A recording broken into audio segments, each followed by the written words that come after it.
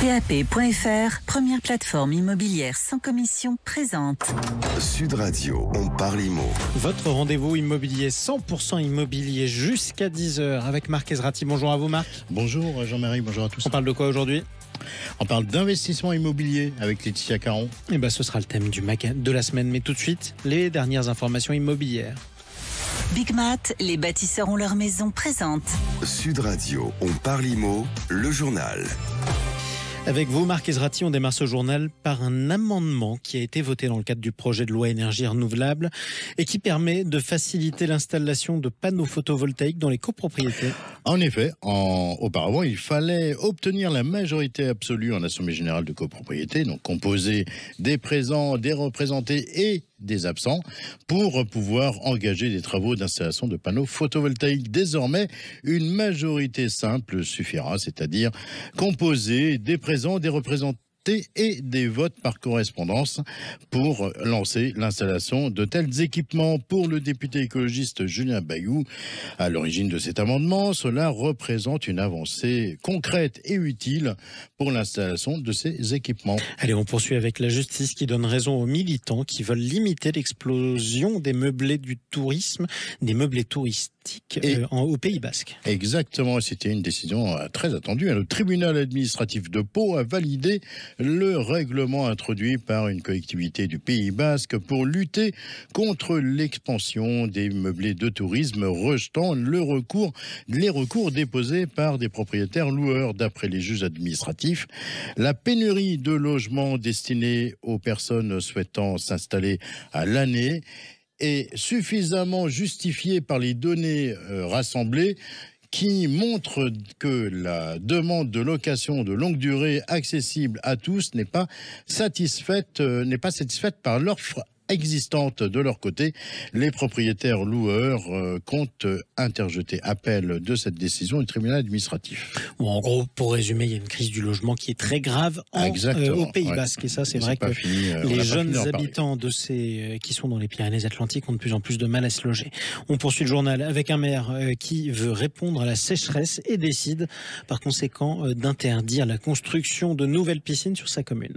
Eh oui, vous vous souvenez, on a beaucoup parlé ces derniers temps de ces communes du Var notamment qui ont décidé de ne plus accorder de permis de construire pendant 5 ans sur leur territoire pour cause de sécheresse.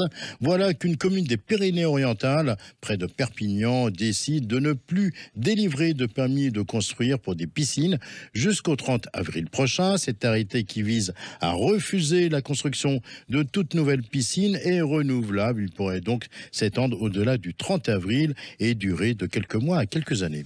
Allez, on part aux États-Unis. Le jeune gagnant du plus gros loto de l'histoire compte bien se faire plaisir. Et oui, et il peut, ce jeune homme de 29 ans qui a gagné, excusez du peu, près de 2 milliards de dollars à la loterie américaine. L'heureux gagnant qui s'est évidemment montré très discret et a refusé de s'exprimer publiquement lorsqu'il a remporté ce montant faramineux.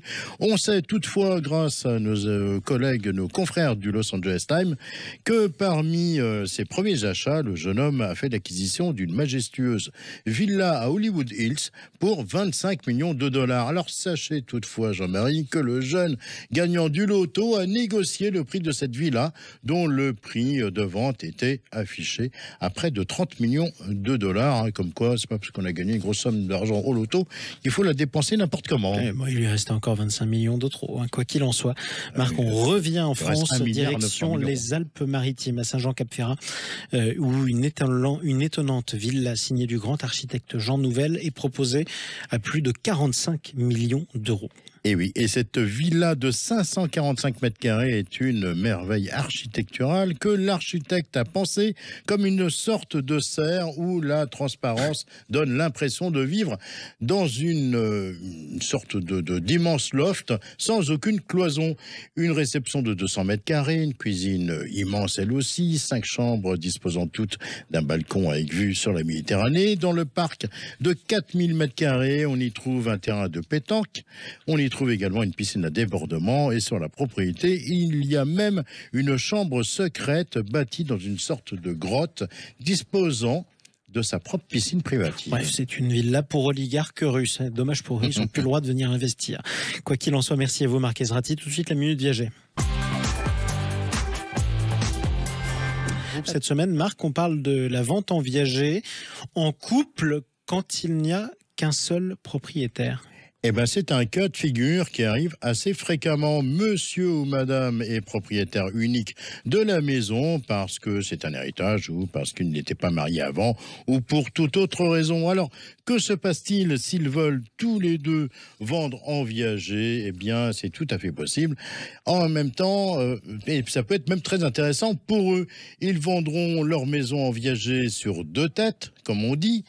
Leurs 2 espérances de vie seront prises en compte dans le calcul et surtout la rente sera réversible à 100% au conjoint survivant au décès du premier. De plus, la réversibilité de la rente au conjoint non propriétaire n'aura aucun impact fiscal, étant donné que cela sera considéré comme une donation entre époux. Merci beaucoup Marc Ezrati. Allez, restez avec nous, on se retrouve dans un instant. On sera en compagnie de Laetitia Caron, de Particulier à Particulier, qui nous parlera des dangers de l'investissement immobilier. Restez bien avec nous sur Sud Radio. Sud Radio, on parle IMO, le Mac de la semaine. Avec Elio, expert de la rénovation énergétique des logements. Rendez-vous sur elio.com.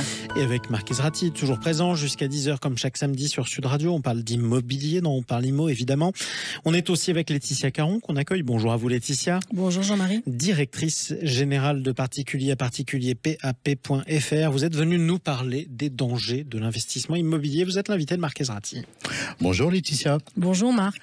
Alors, chose séduisante mais trompeuse, voilà la définition de l'expression miroir aux alouettes. Est-ce que ça peut s'appliquer quand on parle d'investissement immobilier ?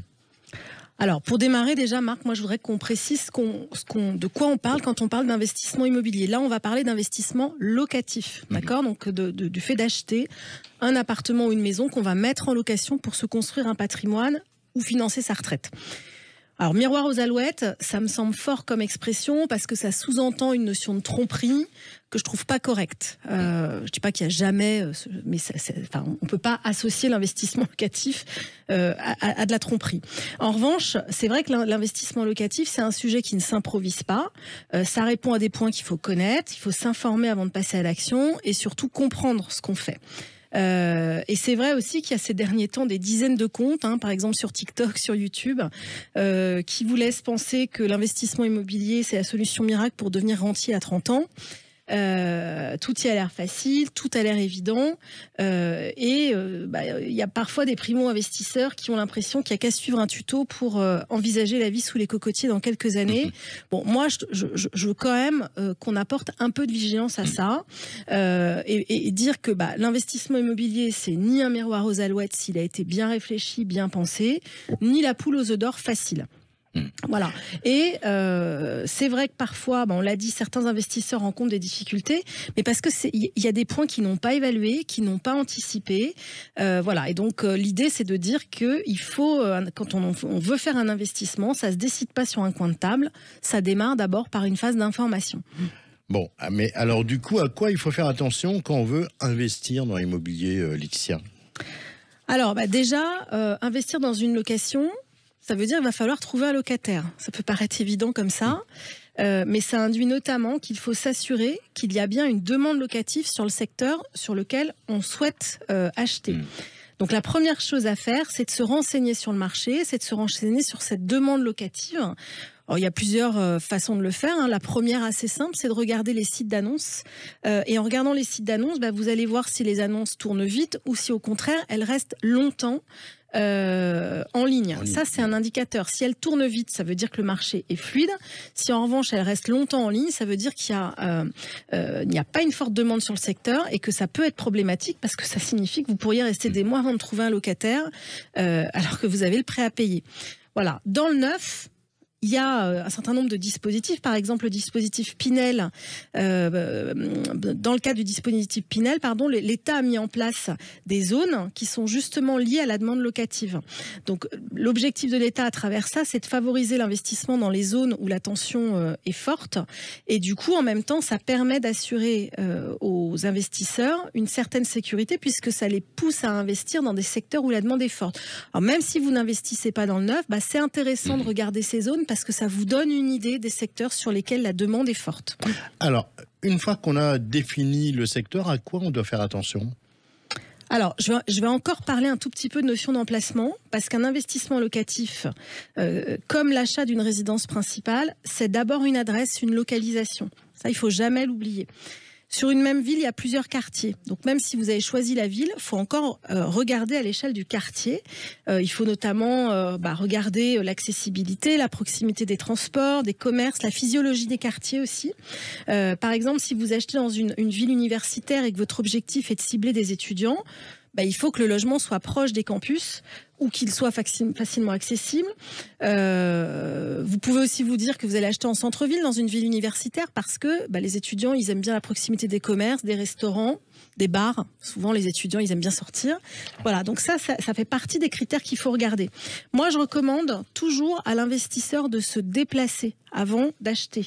Il ne faut jamais acheter un bien sans avoir visité le quartier et vérifier tout ça, ses proximités, etc. Personne s'imaginerait acheter sa résidence principale sans se déplacer. C'est pareil pour un investissement. Et ça vaut aussi pour le neuf. Je le dis parce que parfois, dans le cadre des défiscalisations et des conseils en gestion de patrimoine, on achète sur un coin de table un logement neuf, on n'a même pas vu où il était situé, etc. Il faut se déplacer. Évidemment, en général, il n'est pas encore construit, mais vous allez au moins voir le quartier, vous allez voir où il est situé dans la ville, etc. Donc ça, c'est hyper important. Et puis, pour terminer sur les points de vigilance, il faut consulter le site de la mairie, il faut regarder les projets d'urbanisme, et notamment pour évaluer les projets qui sont prévus aux alentours et leur calendrier. Est-ce qu'il y a des types d'appartements à privilégier ? Alors ça va dépendre justement de la typologie de locataire, du secteur sur lequel vous envisagez d'acheter et bien sûr aussi de votre budget. Les petites surfaces, elles sont plus indiquées pour des étudiants ou des jeunes salariés. Ce sont celles qui en général génèrent la plus forte rentabilité locative, mais elles ont aussi un inconvénient, c'est qu'il y a plus de rotation. Et donc, ça veut dire qu'il y a un risque plus fort de vacances locatives. Donc, c'est la période entre deux locataires où vous ne touchez pas de loyer. Et puis, aussi plus de remise en état. Peut-être un peu plus de charges liées à des remises en état. Les grandes surfaces, c'est l'inverse. En général, alors leur rendement locatif est un peu plus bas parce que le risque est moins élevé. Mais en revanche, la durée de location est plus longue. Souvent, ce sont des familles qui louent ces biens. Et donc, vous avez moins de vacances locatives. Les 2 et 3 pièces, quant à eux, ils offrent un bon compromis risque-rendement et ce sont d'ailleurs ceux qui sont les plus recherchés par les investisseurs en général. Est-ce qu'il y a d'autres points auxquels il faut faire attention ? Il y en a un qui est très important, c'est l'étiquette énergétique du logement, parce que quand on investit, il faut avoir en tête que la loi climat et résilience va interdire d'ici quelques années la location des biens classés G et F. G, c'est en 2025 et F, c'est en 2028. Donc ça, c'est quand même un énorme point de vigilance. Dans le neuf, il n'y aura pas ce problème, puisque là, en général, dans le neuf, on est souvent une étiquette entre A et C. Et c'est vrai que parfois, les gens font pas attention à ça parce qu'un logement mal classé, il a souvent une attractivité sur la décote du prix. Il est souvent moins cher. Mais on risque de pas pouvoir le louer dans quelques années. Et pour pouvoir le louer, il faudra faire des travaux qu'il va falloir ajouter au budget d'achat. Voilà. Donc moi, je trouve que le plus sécurisant, c'est de choisir des biens classés entre A et D. Voilà, comme quoi en investissement, il faut bien écouter Laetitia Caron pour pas se planter et trouver le bien, le secteur qui va bien. Merci beaucoup Laetitia Caron. De toute façon, il faut toujours écouter Laetitia Caron. C'est un principe dont on parle IMO. Tout de suite, on parle de quelqu'un qui nous parle de reconversion. Sud Radio, on parle IMO, le témoin de la semaine. Ou plutôt, on rencontre quelqu'un qui va nous parler de sa reconversion. Chaque semaine, on donne la parole à quelqu'un dont l'immobilier a changé la vie, tout simplement, on peut le dire comme ça. On est avec notre invitée, Gwenola Gillet. Bonjour à vous. Oui, bonjour. Et bienvenue à vous sur Sud Radio. Vous êtes l'invitée de Marc Ezrati. Bonjour Gwenola. Bonjour Marc. Alors Gwenola, vous avez démarré votre carrière professionnelle à 18 ans dans le prêt-à-porter, dans une boutique parisienne comme vendeuse. Vous avez progressé dans ce monde jusqu'à devenir directrice régionale d'une marque de prêt-à-porter. Qu'est-ce que vous retenez de cette première période de votre vie ? Eh bien, ça a été une carrière extraordinaire. Donc, je travaillais pendant 20 ans dans le prêt-à-porter. C'est un milieu qui est fait de paillettes, où on découvre des collections. C'est un milieu très concurrentiel aussi, il faut avoir le goût du challenge, le sens du service. Et en tout cas, un métier très passionnant, très prenant. Mais ça, j'imagine, un peu stressant, je suppose aussi. Oui, tout à fait, ouais. Alors, à 38 ans, alors que vous aviez quand même une sorte de vie de rêve, d'un coup d'un seul, vous quittez Toulouse, parce qu'après Paris, vous êtes arrivé à Toulouse, et vous vous installez dans un petit village près de Narbonne. Qu'est-ce qui s'est passé à ce moment-là pour prendre une décision aussi radicale ? Eh bien, quitter la ville pour un petit village. Exactement. Donc, j'atteins le poste de mes rêves, donc dans cette carrière dans le prêt-à-porter. Et là, je commence à chercher du sens dans ma vie. Donc, au bout de 20 ans, j'ai peut-être aussi envie de découvrir autre chose. Je suis peut-être aussi un petit peu fatiguée et de retrouver, en fait, de donner du sens dans mes actions au quotidien. Donc, j'achète cette maison qui est dans un petit village proche de Narbonne. Et là, je découvre la rénovation. Donc, vraiment une nouvelle vie, quoi. Et là, c'est à l'occasion de cet achat immobilier que finalement, vous vous intéressez au métier de conseiller ou d'agent immobilier. Qu'est-ce qui vous attirait dans ce nouveau métier ? Alors, ce que j'ai aimé, c'était, en tout cas, l'approche de l'agent, c'était vraiment une approche d'étapes dans une vie. On rentre en fait dans l'intimité d'une famille, donc des étapes clés, et dans le projet de vie, donc vraiment on est dans le cœur de la famille, et on remet l'humain dans le sens du métier, quoi. On est vraiment dans le quotidien avec lui, et ça m'a vraiment impacté en tout cas. Alors, par contre, le statut salarié, c'était pas votre tasse de thé, pourquoi ?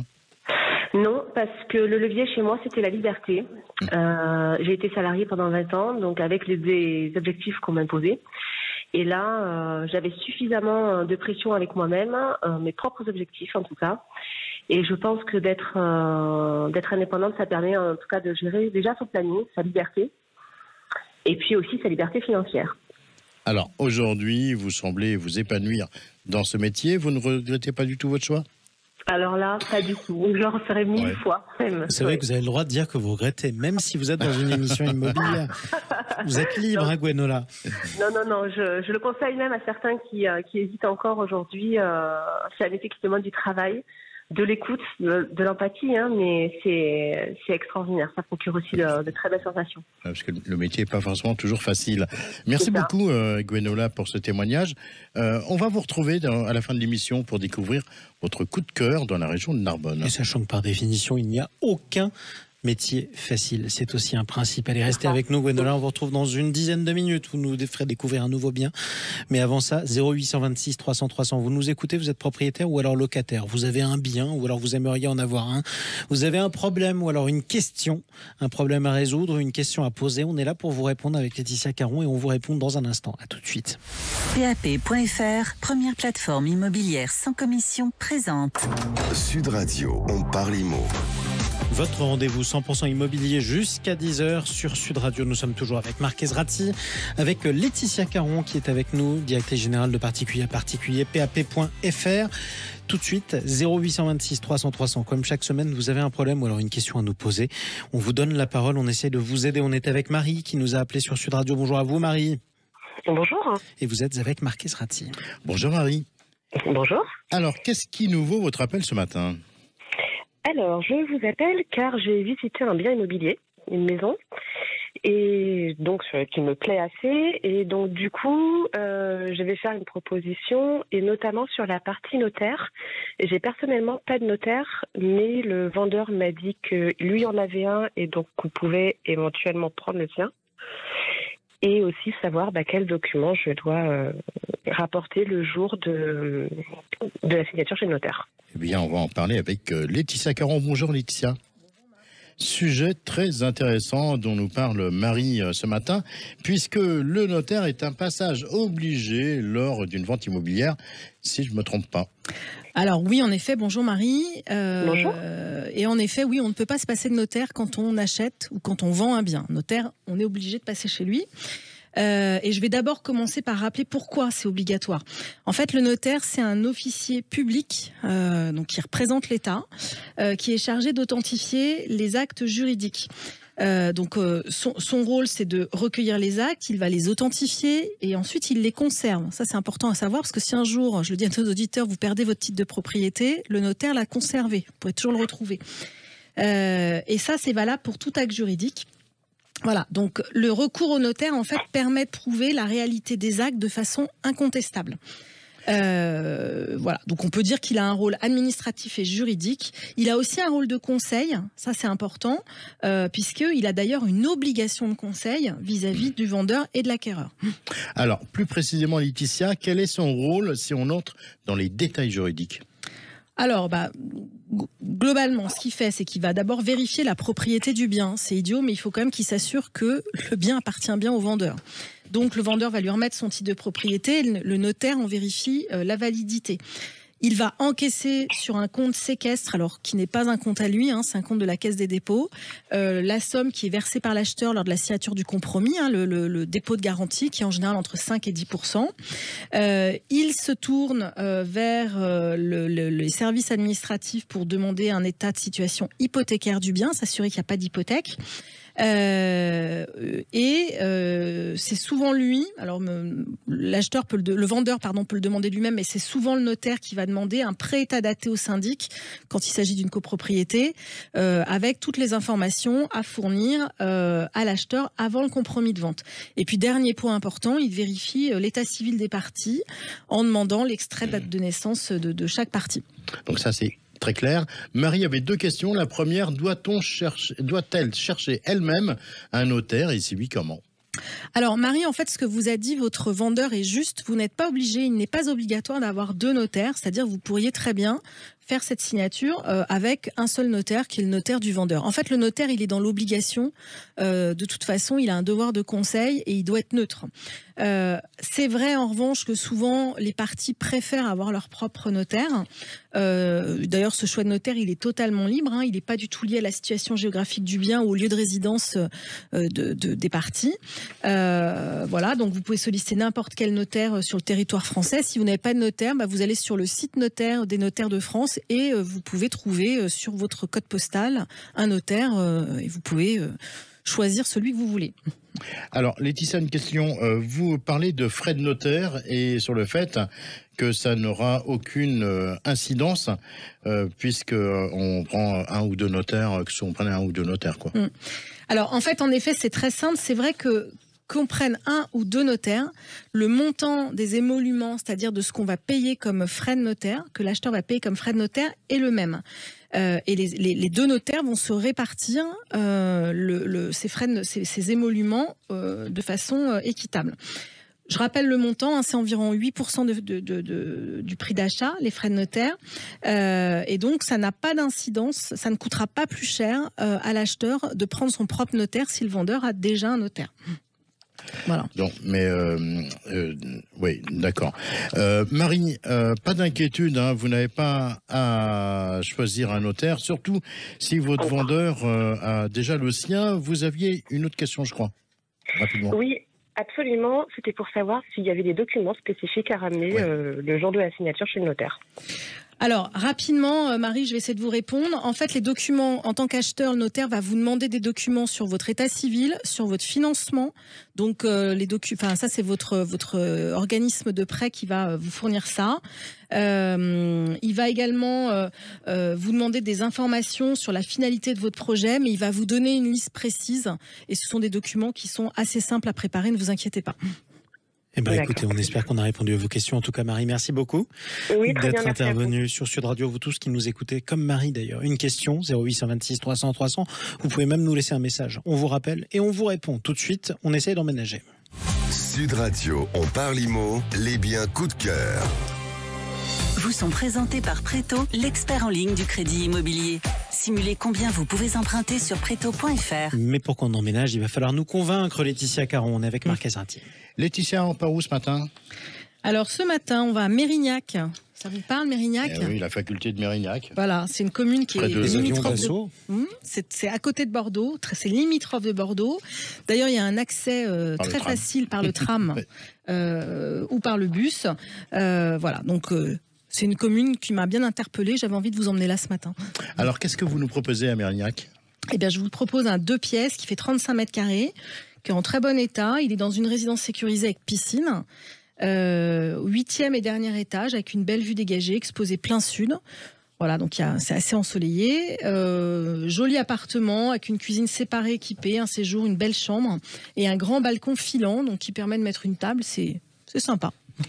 Autre chose à dire sur cet appartement ? Oui, l'appartement, donc je l'ai dit, il est bien entretenu. Il y a du parquet au sol dans les pièces sèches, du carrelage dans les pièces humides. Il y a une place de parking extérieur.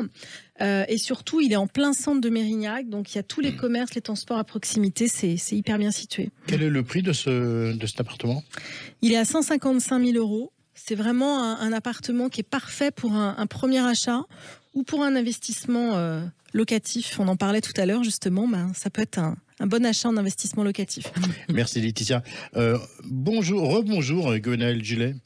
Oui, bonjour. Alors, vous avez un coup de cœur à nous proposer dans Narbonne. Je crois que c'est un duplex. Exactement. C'est un duplex qui a la particularité de se situer sur le pont des Marchands. Donc, Narbonne, c'est quand même un endroit emblématique du centre-ville de Narbonne. Il se trouve très proche, en fait, du marché des Halles. Et on a une vue qui est extraordinaire, qui va donner sur le canal de la Robine et sur la Clappe. Et il est à quel prix, cet appartement ? Alors, cet appartement, c'est un grand duplex qui fait quand même 200 mètres carrés avec une terrasse. Il fait 200 mètres carrés, d'accord. Oui. Là, on est sur un très beau produit qui a été restauré par un architecte en 2017. Donc, il propose quand même des prestations intéressantes. Il est commercialisé à 490 000 €.